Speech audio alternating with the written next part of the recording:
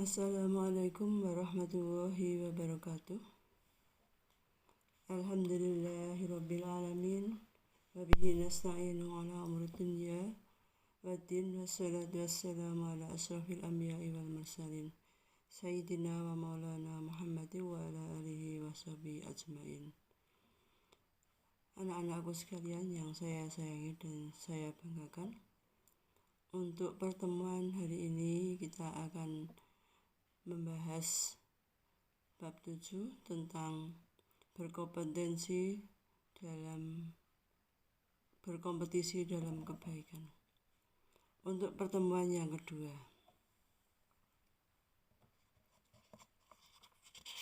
kita akan bahas pemahaman tentang kompetisi dalam kebaikan yang dijelaskan dalam Quran surat Al-Baqarah ayat 148. Dilanjutkan dengan hadis Nabi Muhammad SAW tentang pentingnya kompetisi dalam kebaikan. Sebelum kita mulai pembelajaran, marilah kita awali dengan doa bersama. A'udzu billahi minasyaitonir rajim. Bismillahirrahmanirrahim. Raditu billahi rabba wa bil islami dina wa bil qur'ani imama wa bi muhammadin nabiyya wa rasula. Rabbi zidni ilma warzuqni fahma. Rabbi shrah li sadri wa yassir li amri wahlul 'uqdatam min lisani yafqahu qawli. Anak-anakku sekalian yang saya banggakan dan yang saya sayangi, akan saya bacakan materi. Yang pertama adalah Quran surat Al-Baqarah ayat 148. A'udzu billahi minasyaitonir rajim. Bismillahirrahmanirrahim. Walikulli wijhatun huwa muwalliha fastabiqul khairat. Aynama takunu ya'ti bikumullahu jami'a. Innallaha ala kulli syai'in qadir. Yang artinya kurang lebihnya walikulli wijhatun huwa muwalliha, dan setiap umat mempunyai kiblat yang dia menghadap kepadanya. Fastabiqul khairat, maka berlomba-lombalah kamu dalam kebaikan. Aynama takunu ya'ti bikumullahu jami'an, di mana saja kamu berada, pasti Allah akan mengumpulkan kamu semuanya. Innallaha ala kulli syai'in qadir, sesungguhnya Allah Maha mengetahui lagi Maha kuasa atas segala sesuatu.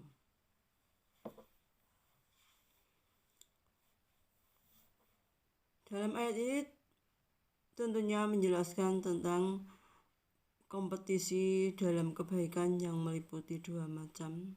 Yang pertama adalah sebagaimana potongan ayatnya, walikulli wijhatun huwa muwalliha, yang artinya adalah dan setiap umat mempunyai kiblat di mana dia menghadap kepadanya. Yang kedua adalah fastabiqul khairat, maka berlomba-lombalah kamu dalam kebaikan. Jadi pentingnya dalam Quran surat Al-Baqarah ayat 148 ini berisi tentang perintah berlomba-lomba dalam kebaikan di dalam menghadapkan wajah di mana dia menghadap kepadanya.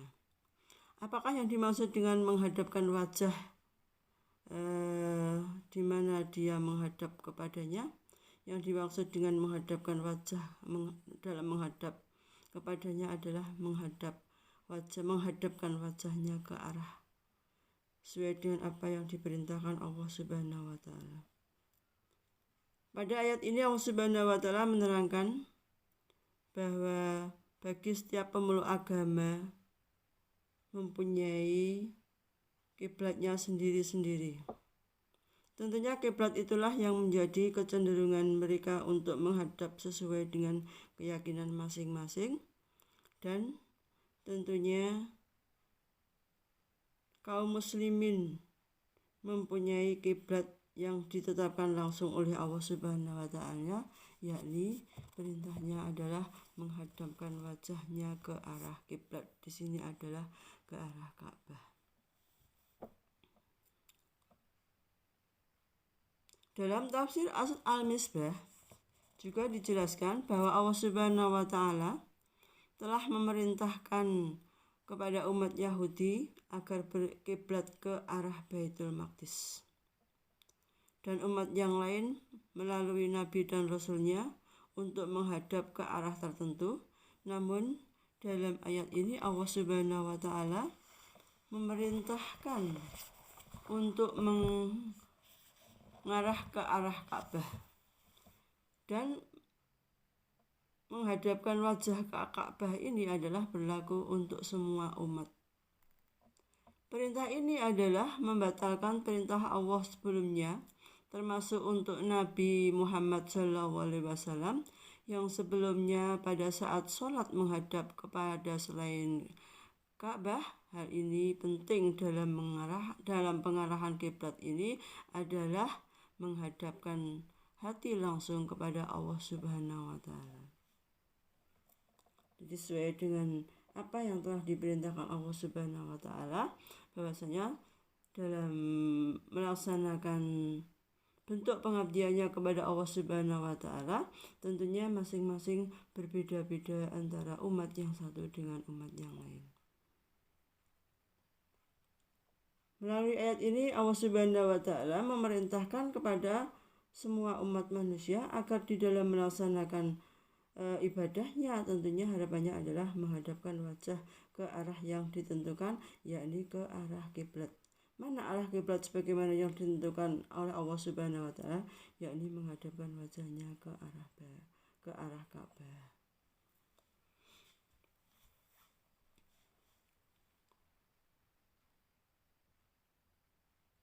Dalam ayat yang berikutnya, fastabiqul khairat, Allah Subhanahu wa Ta'ala juga memerintahkan kepada umat Islam untuk senantiasa berlomba-lomba di dalam mengerjakan kebaikan.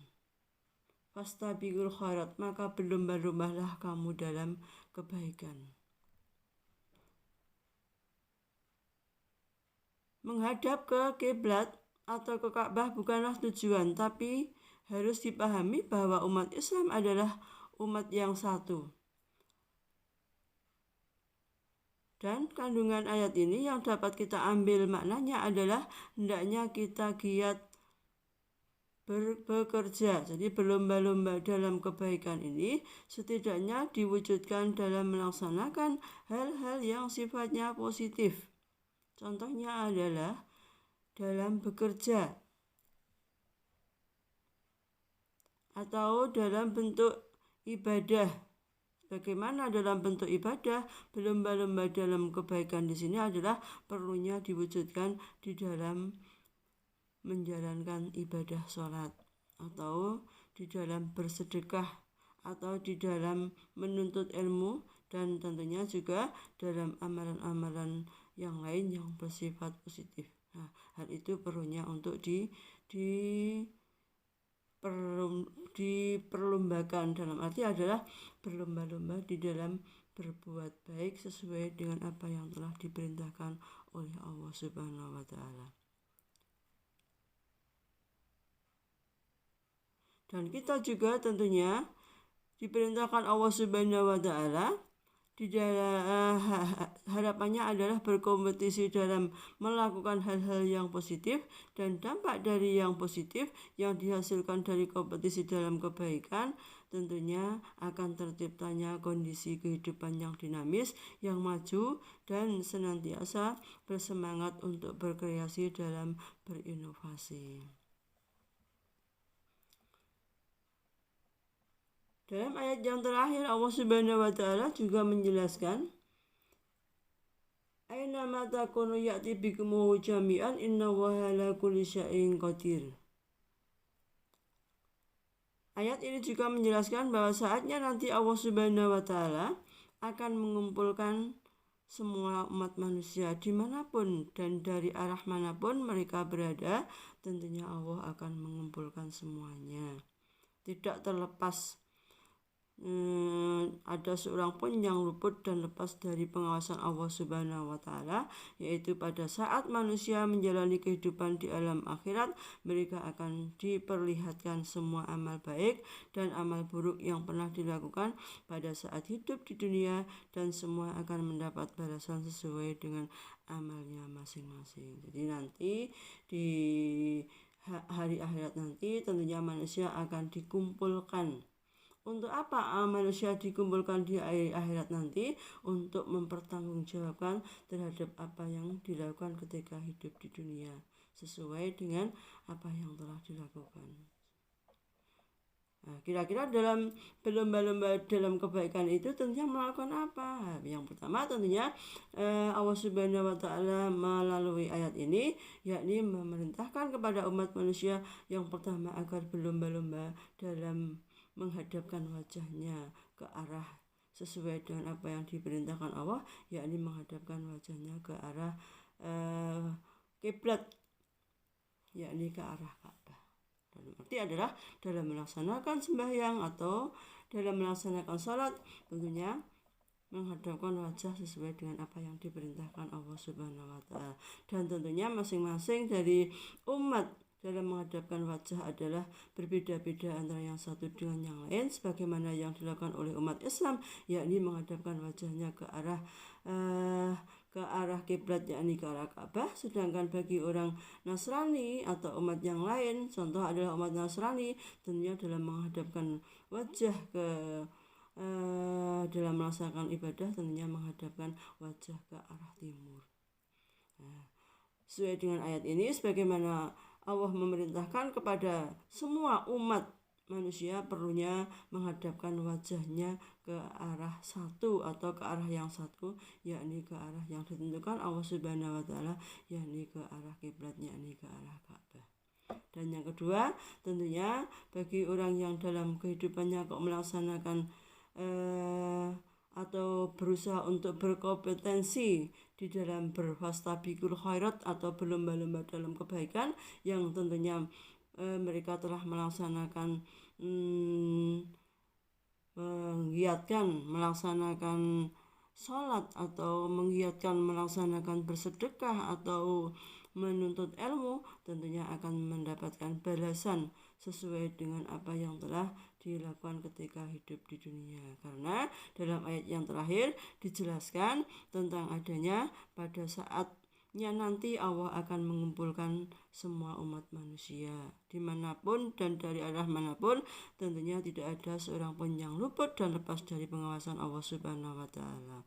Dan tentunya pada saat itu manusia akan menjalani kehidupan di akhirat, dan di akhirat nanti akan mendapatkan sesuai dengan balasannya. Siapa yang dalam kehidupannya kok melakukan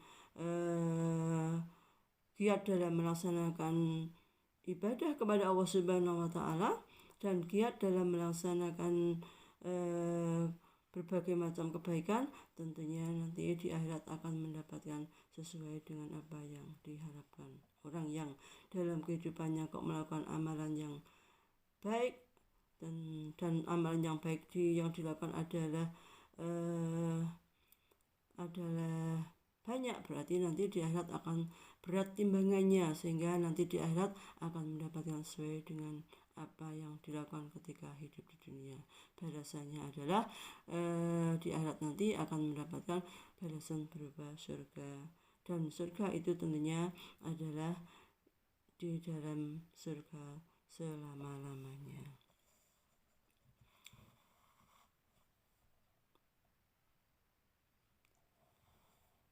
Dan yang kedua, kita akan pahami tentang hadis sebagaimana yang diriwayatkan oleh Imam Bukhari. A'udzubillahi minasyaitonirrajim. Bismillahirrahmanirrahim. Hadatsani Yahya bin Abu bin Ayyub wa Qutaibatu wa ibnu Hujri jami'an an Ismail bin Ja'far qala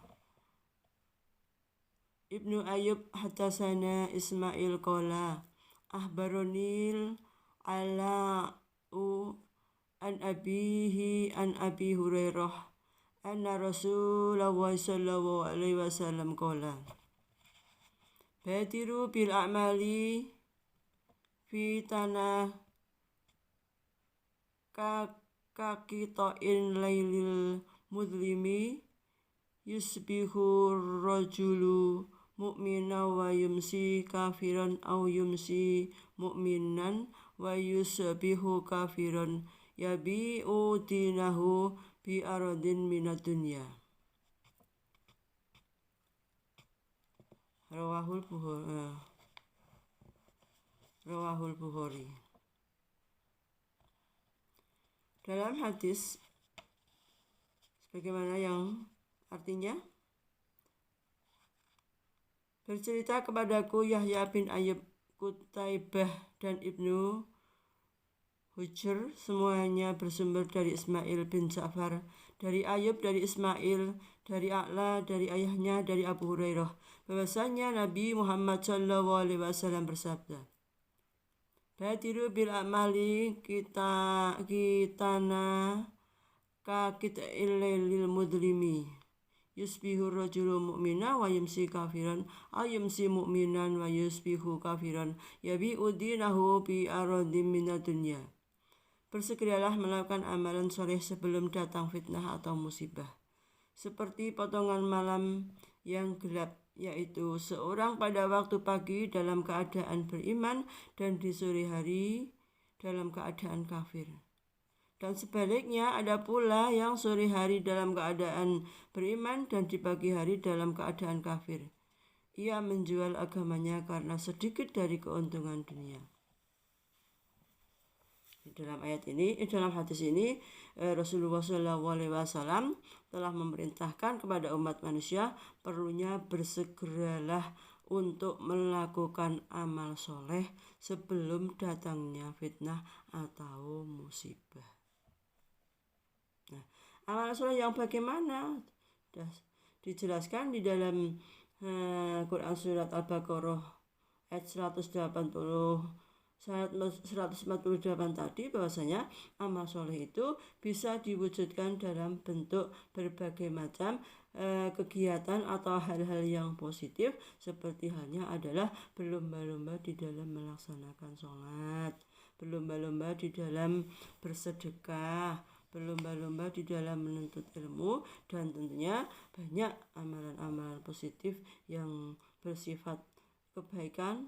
Oleh karena itu, untuk segera dilaksanakan atau untuk perlunya berlomba-lomba dalam kebaikan sebelum datangnya fitnah atau musibah.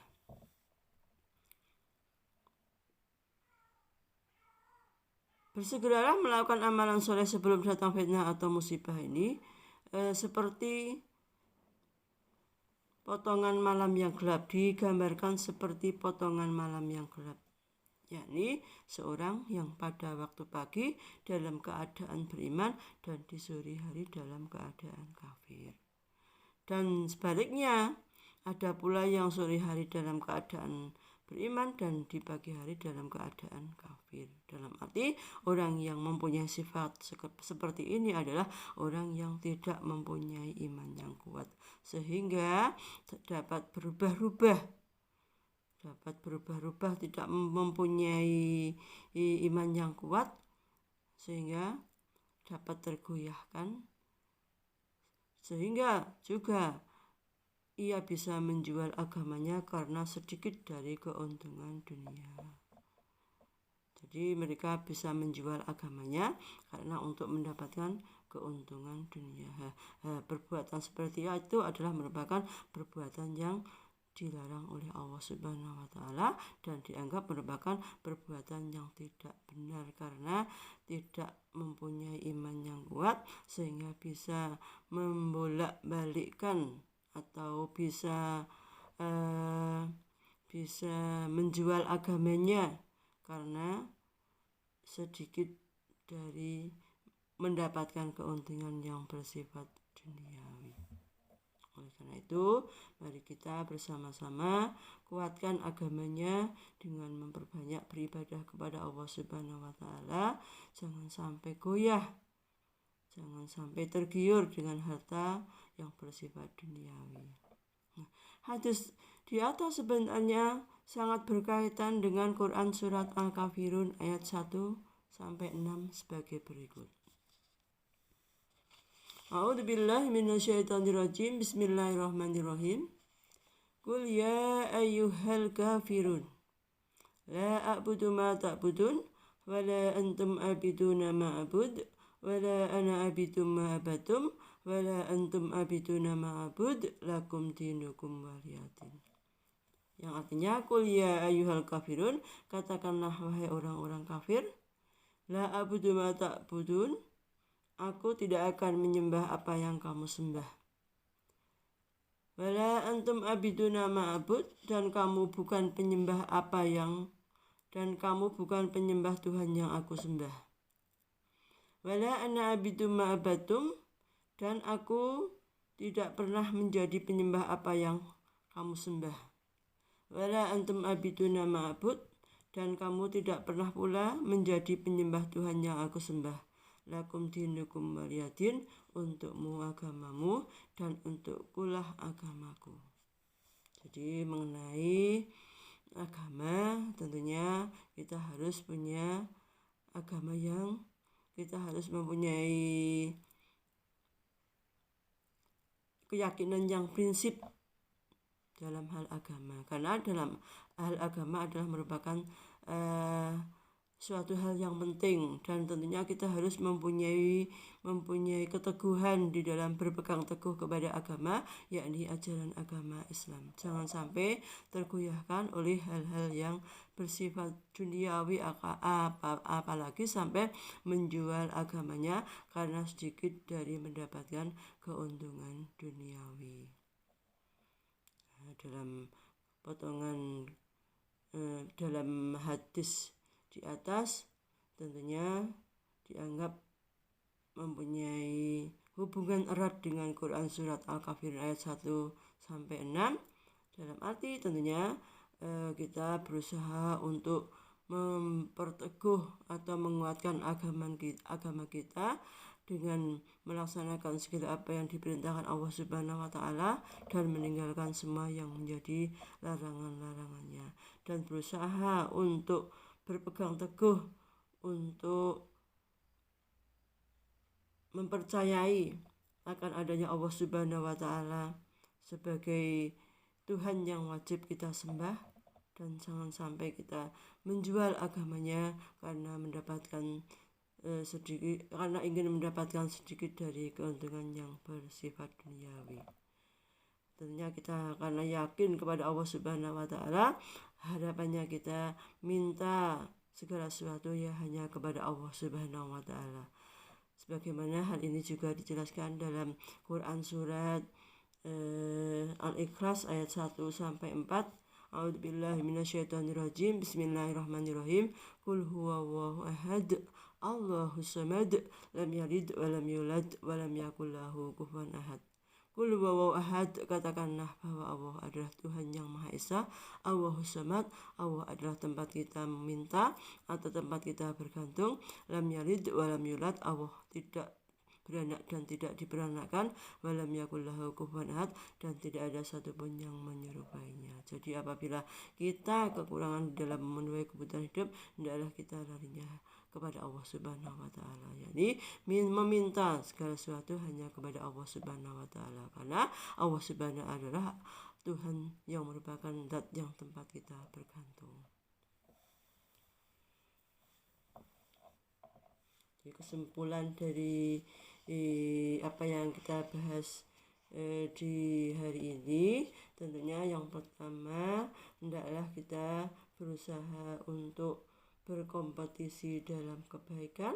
Yang pertama adalah berkompetisi dalam kebaikan yang perlunya diwujudkan dalam berlomba-lomba di dalam melaksanakan bentuk pengabdiannya kepada Allah, yakni melaksanakan sholat atau sembahyang dengan menghadapkan wajah ke arah yang ditentukan Allah Subhanahu wa taala, yakni ke arah kiblat, yakni ke arah Ka'bah.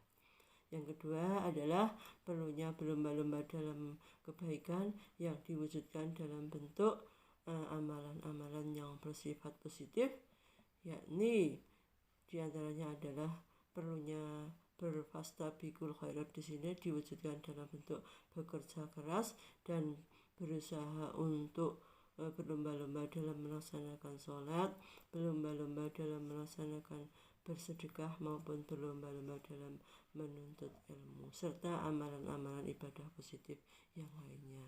Terus yang kedua, sesuai dengan hadis, sebagaimana kesimpulannya adalah perlunya manusia adalah meneguhkan iman kita hanya kepada Allah Subhanahu wa Ta'ala, dan tentunya harapannya iman kita jangan sampai goyah karena untuk mendapatkan sedikit dari keuntungan yang bersifat duniawi.